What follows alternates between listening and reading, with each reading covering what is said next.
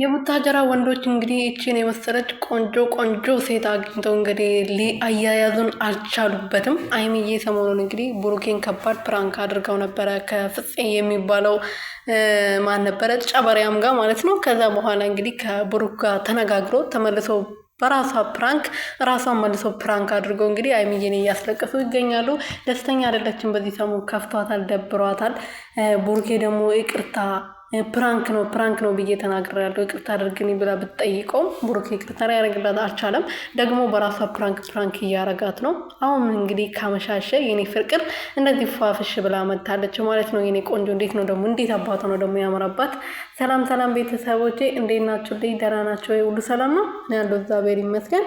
በያላችሁበት ሰላማችሁ ብዝት ትርፍርፍ ይበልልኝ። እኔ ውድና ወርቅ እንቁ የሆናችሁ ቤተሰቦቼ ዛሬ እንግዲህ ልዩ ቀን ነው።